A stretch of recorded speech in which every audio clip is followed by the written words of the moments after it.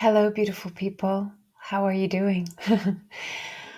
It's Monday. Well, I can't say morning, it's noon, and I had about 3 hours of sleep last night. So, for those of you watching the video, I'm very sleepy eyed today. But let's roll with it. Let's go with it. I always say begin with where you are. So, here I am feeling slightly vulnerable in my tiredness, but also surrendered. So, that's a good place to be. I want to talk today about belonging, belonging and the feeling of not belonging. I have been through various versions of the meaning of that word in my life.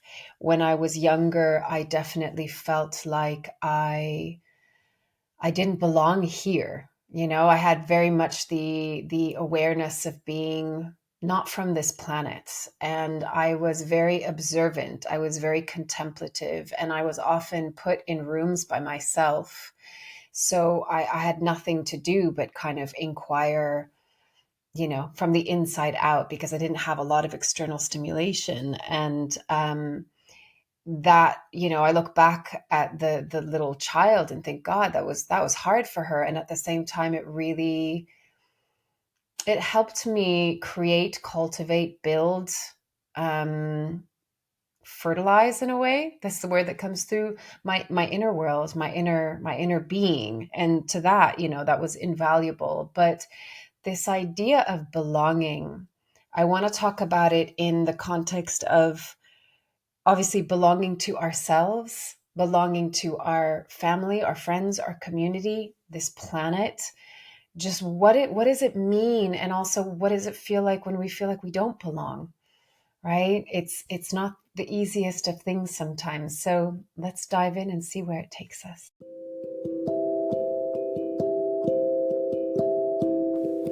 This is Corinne Bloom, and you're listening to Raw Conversations.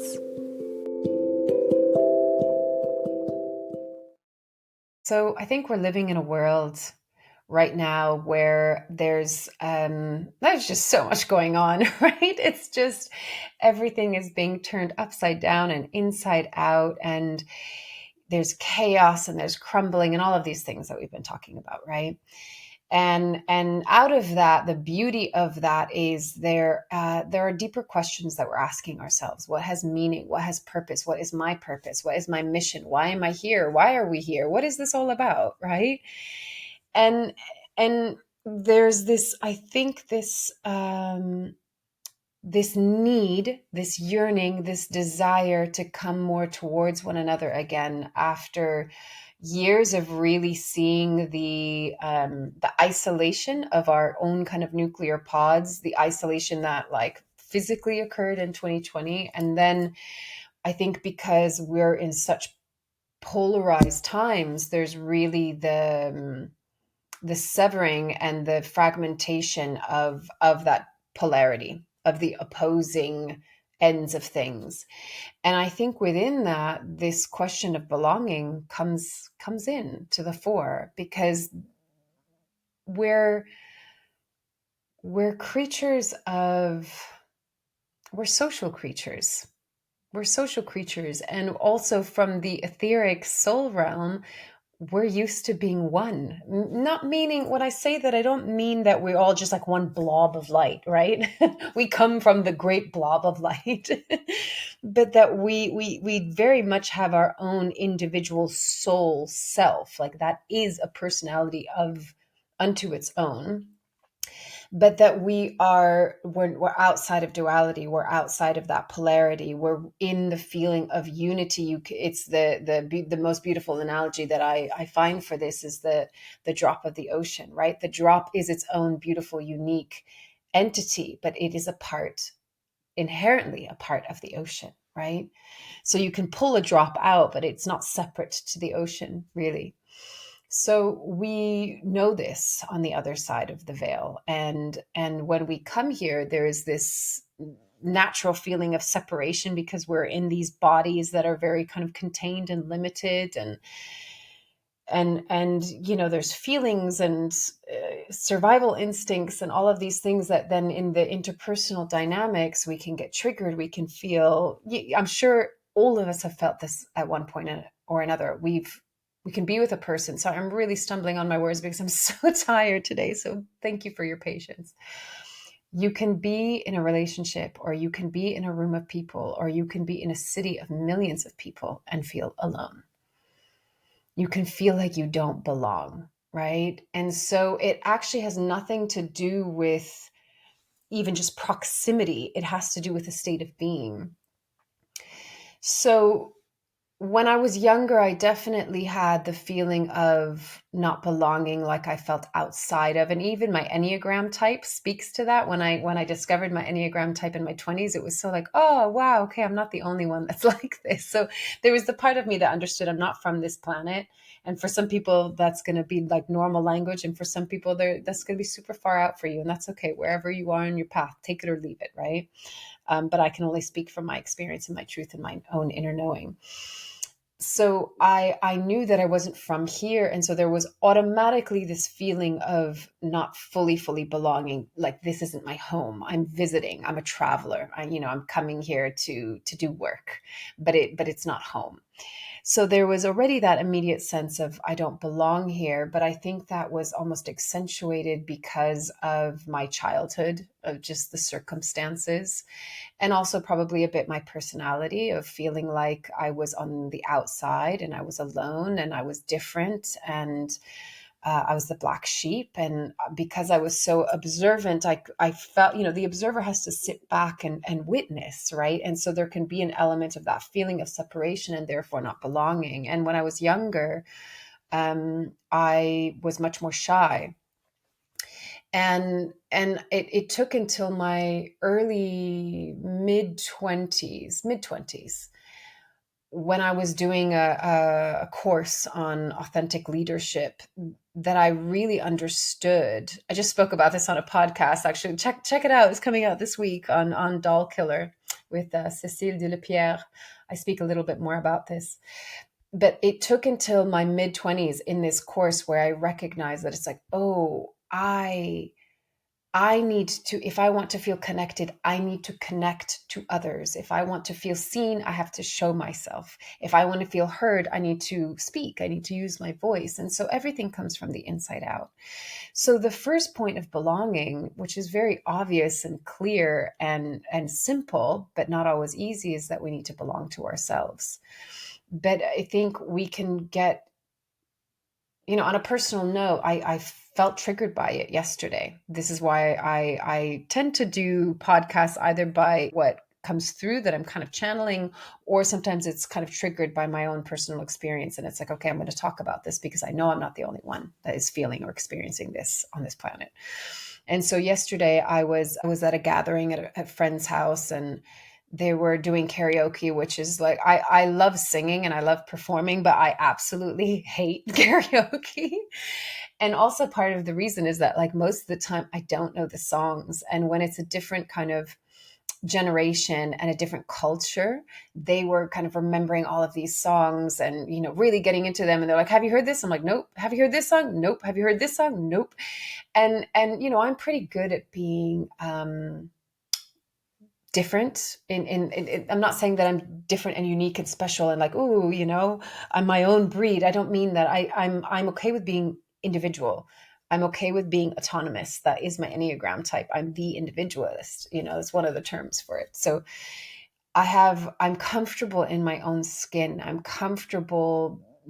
I think because I grew up and lived in so many different places and cultures, continents, speaking different languages, I can't say that I feel like any one citizen of any one country. I don't feel like if somebody says, "Oh, where are you from?" or what do you feel like? Like none of them, like not even of this world.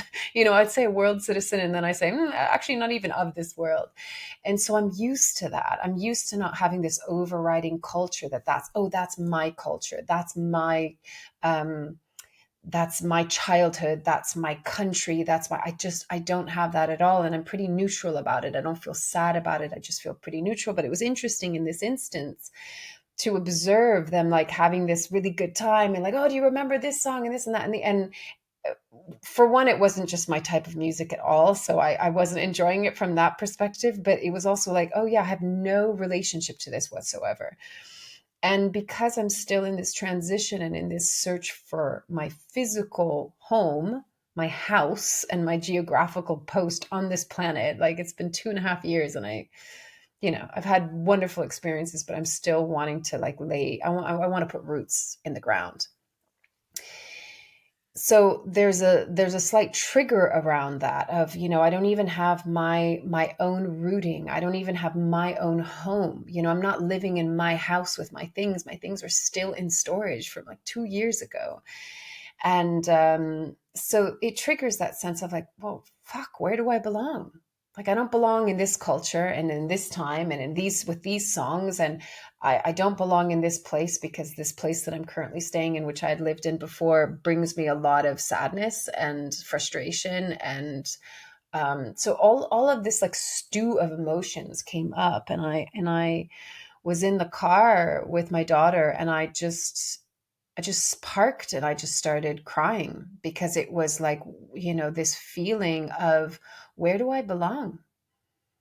Where do I belong on this planet? And there, I'm not going to lie. There are the parts where I'm like, I'm homesick. I'm homesick from my true home that is not here. And yet I remind myself again and again and again, Corinne, you chose to be here. You chose to come here.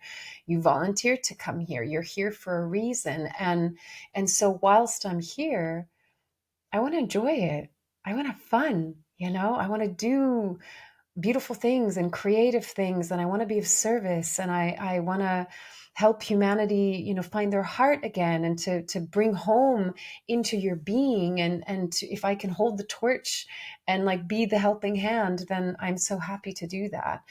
But there's also like I need I'm in my mid 40s. I've been through the journey over the last 25 years of finding my inner home and belonging to myself. And I can really truly say that I feel that now. And so you could say, from the perspective of wherever you go, there you are, or your true home is within yourself. And so everything else is kind of like, oh, it doesn't, on a spiritual level, you could say it doesn't matter. But we are in this physical form, in a physical world, still in a third dimensional field. I need a physical house. And I want that sense of grounding and that sense of having roots, like the tree that can really be sturdy and stable, and it can still expand and grow and, move in the wind and dance in the wind, but it has this like, right? And I want my partner, and I want my community, and a certain level of consistency, and therefore freedom. Like I'd love to start traveling again, but from the perspective of I have a home to come back to. There is a place where I on a physical level belong to a place, and that might change. I've changed. Sometimes it doesn't ever last more than 7, 6, 7, 8 years before it's moving on to the next. And that's fine. I'm completely okay with that. We all have our different paths, but I have a lot of Sag in my chart, and I like, traveling and having new experiences and living in new cultures and speaking new languages. I love that. But for whatever the next phase is, I want that feeling of like, okay, I can exhale here for a while. I can be held here for a while by the earth, by the people, by the house, by the physical four walls, and when we have that stability, then we can also go out and explore, because there's a place to return to. The image that comes in my mind as I say that is like the little fledglings that, they leave the nest, but they can come back to the nest. There's that like, oh, it's okay. And then you go a little further and you can come back, and a little further and you come back. But there's that point of you're safe here. You're safe. And what I mean by safe is not because it's big and scary out there. It's not coming from a place of fear. It's coming from a place of, this is my resting place, right? And for me, home is super important. It's like my sanctuary. I need it to have stillness and to ground and to have peace and to have quiet and to really connect to myself and into my intuition and to source. It gives me so much. So it's been challenging to be almost 2.5 years without it. So coming back to the theme of belonging, the first point, of course, is going to be working on, do you feel like you belong to yourself? And for me personally, that path of belonging to myself comes through self-acceptance. It comes through accepting all parts of myself, all of my memories, all of my traumas, all of my wounds, all of my foibles and flaws and, challenges and all of it. Like, it's just really that simple. Belonging to yourself has to feel safe. It has to feel comfortable. And the only way that we feel safe and comfortable is when we're like, yeah, it's okay to be me. No matter what, it's okay to be me. It's okay to be you. That is just the fundamental need that we have. I think not even just as human beings, but in our soul self, we know that we belong. We know that we're accepted because source is the true meaning and embodiment, if you can call it that, of unconditional love that says, I love you no matter what. People that have these NDEs, I know I talk about it a lot, but they go to the other side and there's no judgment. There's no judgment. Anyone that says, oh, you're under review and your guides and your angels or God is, giving you a review in a way of kind of like, you should have done this better. You should have. No, that's false light. That is not the truth of what it is, because there is no judgment whatsoever. And I love what Darius Wright says is you cannot have unconditional love with a judgment. If you have a judgment, it's not unconditional, it's conditional love. So belonging to ourselves comes through the sometimes really radical act of accepting all parts of ourselves, physically, emotionally, psychologically, spiritually, energetically, all parts, literally all parts. Nothing can be excluded. And I speak a little bit about it on this podcast, Doll Killer, that, my injury was a huge teacher for that. It was a huge teaching because for 7 years I was in pain, and it took me from my passion and what I thought was my purpose and my career and the trajectory of my life. And for most of those years, I hated my ankle. I hated it. I blamed it for taking me away from what I thought my life's path was going to be.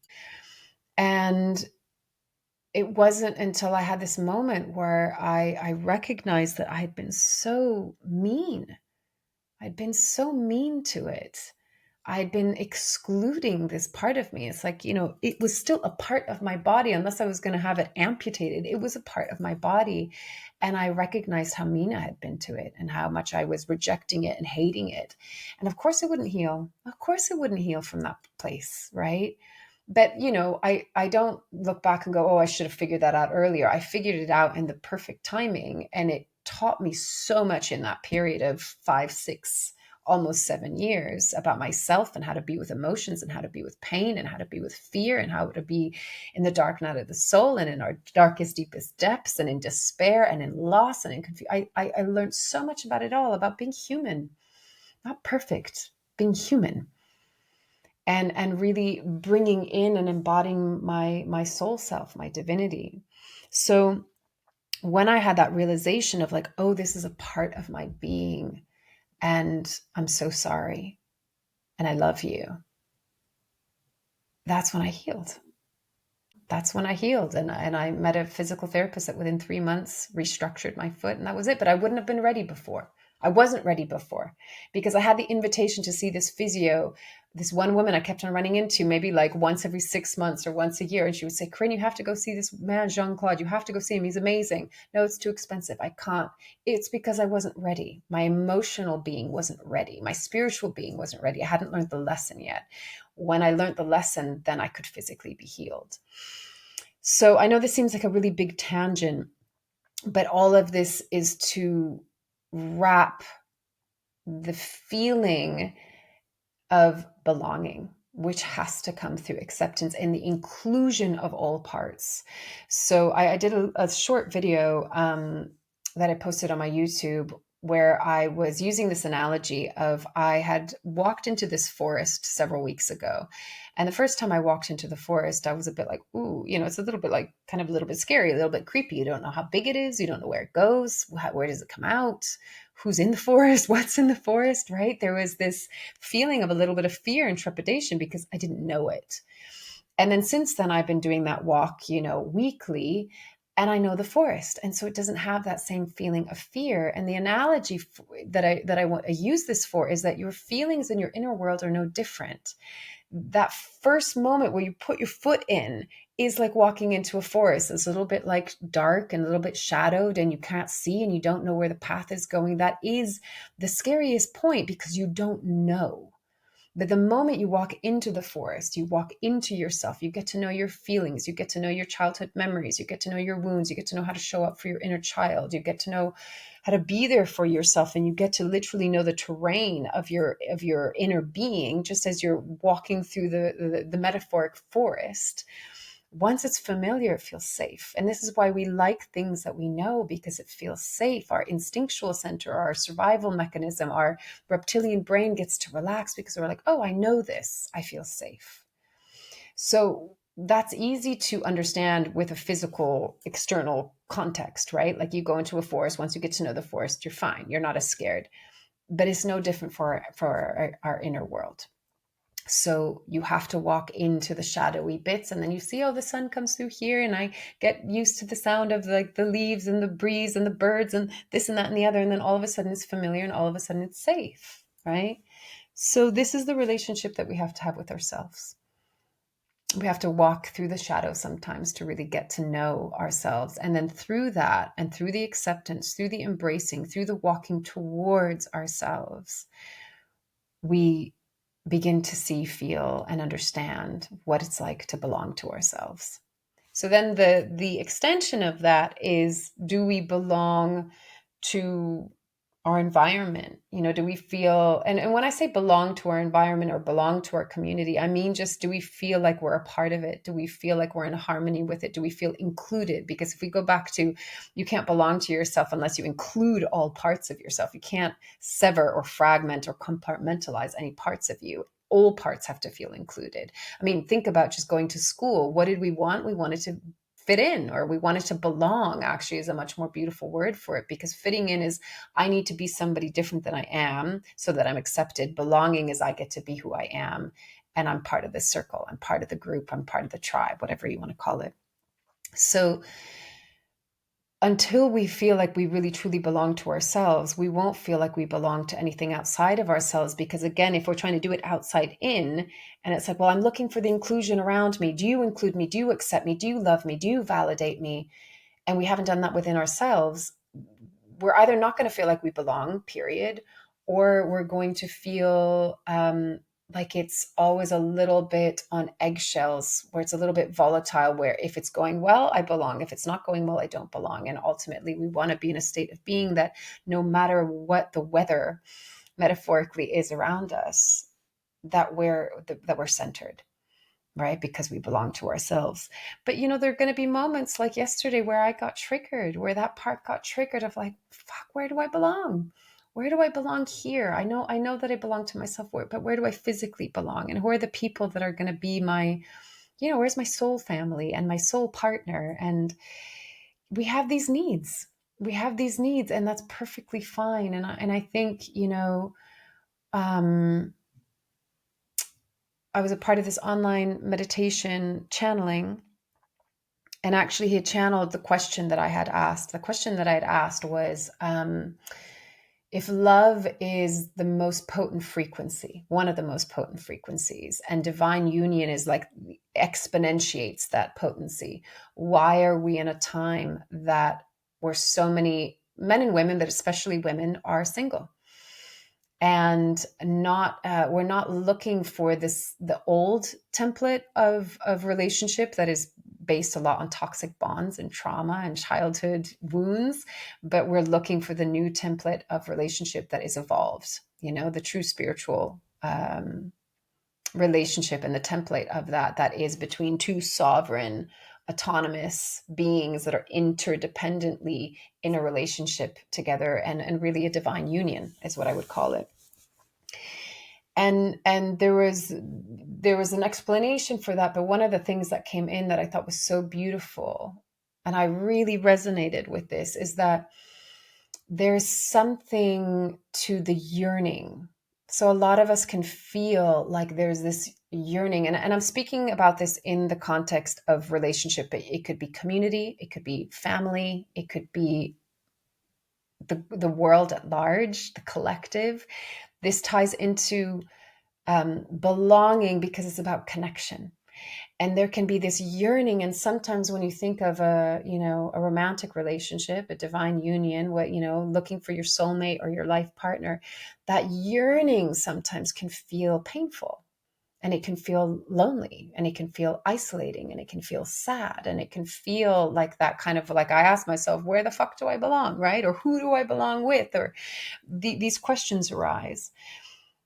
And the description that I thought was a little bit of like flipping that around a little bit is that actually, if you can be in the feeling of what you desire and what you yearn for, but that it's not coming from a place of lack, it's not coming from a place of being incomplete and I need something to complete myself, or I need something to fill the void, but that we are complete, that we are whole, and that we are abundant within ourselves. And we know that we have that, because I often say this with love, is that you have to know what something is if you know that it's missing. If you feel like it's missing, you have to know what it is when you have it, right? So sometimes people say, I don't know what love is. I've never had it. I've never had a relationship. I've never been, loved in this way. You know what it is because you know that you don't have it right now, right? And you know what it is because it's who you are and it's our home, right? So what was beautiful about this is that this yearning, if you do not come from a place of lack and not feeling whole or incomplete, then the yearning is actually giving energy to the desire for love. And we need more love on this planet right now. It's not just love between, two people. It's not just love even for our nucleus, our little nuclear family. It's love for all of humanity, for the planet herself, and for the cosmos. Like we're learning, if any of you are following 3i Atlas, and you might have your view or perspective on it, but we're learning that we are intergalactic. We're learning that we're interstellar. Like we're learning that we're part of the infinity space. And so all of that is requiring love right now, because we've been in a long phase, thousands of years, of that which we are not, of separation, of the lack of love, right? Who was it? It was, is it Alex Collier? Is that what his name is? That said that fear is the absence of love.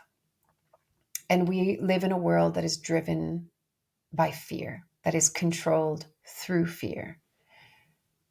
Fear indicates that we're in the absence of love. And as you can see, our world needs a lot more love. And there are the people that are still playing out that old paradigm of fear and, division and hatred, really, you could say. And then there are the people that are like, no, enough of this. Like, we just need to love one another. We really do. And we need to you want to bring world peace, you have to be at peace within yourself. If you want to have world peace, you have to really understand, we have to understand the meaning of unconditional love, which cannot exist with a judgment, right? And we've been groomed to judge. We've been groomed to be opinionated. We've been groomed to be opposing each other. So it's the deprogramming right now, right? It's the unlearning. And then I think when we let go of right and wrong, when we let go of the logical brain that wants to compartmentalize things and say, this is right and this is wrong and this is good and this is bad and this is what it should be and this is what it shouldn't be, and that duality and that polarity, in that space that I just described, it's very hard to belong because it's fragmented. When we let all of the labels go and we let go of the division and the polarity and the duality and the judgment, belonging can naturally reside there, because belonging comes out of connectivity and out of acceptance and love. So I just want to say that, if you are in a space where you feel like you don't belong, or that you yearn to belong, or maybe you fluctuate in and out of feeling like you belong in some moments where you really don't belong, you're not alone. You're not alone. And I think asking ourselves the question, I used to always say when I was younger, like it's not what's the meaning of life. It's not the answer. It's in the questioning. It's in the journey that that questioning takes you on and through. That's the point. It's never about the answer. It's about the questioning and the experience and the journey and the evolution that you move through in the process of that. So asking ourselves this question of belonging brings us closer to ourselves, brings us closer towards one another, brings us closer towards earth, towards source, towards the cosmos, towards all things. And so I think it's a really beautiful, important question to ask ourselves. What is belonging to me? What does not belonging feel like? What do I yearn for that allows me to feel like I belong to myself, to others, to this planet, to this realm, to this universe, to this existence, to source itself, to all that is, right? You can get super like expansive. So the invitation today is to simply always start with awareness. A is the beginning of the alphabet. Always begin with awareness and just notice, bring awareness into the areas, moments where you do not feel like you belong. It's always easier to start with that. You don't have to go in that way. You can also start with the places of where do I belong, but because we're in this dualistic realm, look at the black and white of it, right? Look at the night and the day of it. What does it feel like when I feel like I belong? What does it feel like when I feel like I don't belong? What is the storylines that go with that? What is the sensation in my body? What are the emotions that come up with it? What is the trigger that comes into it? What's the childhood memory? There's so much that you can unpack. And if that's helpful, great, go into it. And if it's not helpful and that feels like, whoa, that's way too overwhelming, Corinne, all you need to really do is stay with the physical sensation of when I feel like I belong to myself and with others and with all, how does that make me feel? And when I feel like I do not belong, go straight to the body, go straight to the sensations. And the emotions will bring you in. Your emotions are your messengers. So don't distract yourself from them, don't numb them, don't get rid of them, don't transcend them. Don't. Just stay.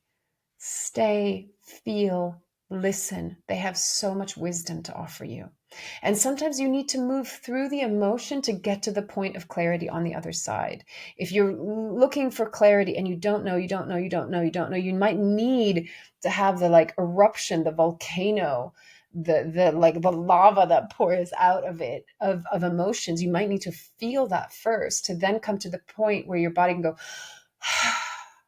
and then the clarity comes. And that's exactly what happened to me yesterday. I was in the car. I had a good old cry.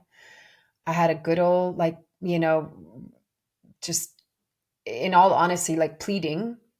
I found myself in that place, not from a place of being a victim, but it's like, please help. I need your help. I need your help. Show me the way. I need this clarity and I need your help. I cannot do this alone. And once I had gone through all the emotions of it and the frustration and the anger and the despair and the feeling defeated and all of these things, once it came up and out, I literally felt my whole body exhale and I came into this place of calm. And then the intuitive mind came in. And I just heard where I needed to go next. Is that going to be where home is going to be? I don't know. It's a game of connect the dots. You're given one dot at a time. You're most often not given the whole picture as much as we'd really like to have the whole image come through at once. It's just the breadcrumbs. And so it's like, okay, I've received the next breadcrumb. It doesn't make any logical sense whatsoever, but we're coming into a time more than ever where it's not about logic. We are being really, really invited and beckoned, get out of your head. Get out of your head, drop down into your body, drop down into the sensations and the visceralness and the feelings and the emotions and your heart. Drop down. That's where the ascension happens, is down and in, down and in. You cannot go up without first going down and in. A tree cannot grow unless it has roots. It will fall over.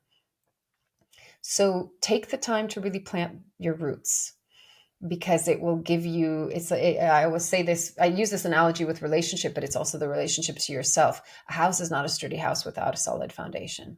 So take the time to build the foundation Otherwise, your house is just going to like collapse and have loads of problems and cracks in the walls. And so take the time. It's worth it. Invest in it. Like invest in a really solid, sturdy foundation, and your house is going to be like, great, right? So yeah, I'm going to leave it at that. And the final message that I want to leave you with is just know that even if in this moment you do not feel like you belong, you do belong. You belong to yourself. We belong together, one another, all of us. We belong to Source. We belong to every particle of existence and consciousness, for it is who we are. With that, as always, take it or leave it as feels right for you, and loving you from afar. Bye. Thank you for being here with me.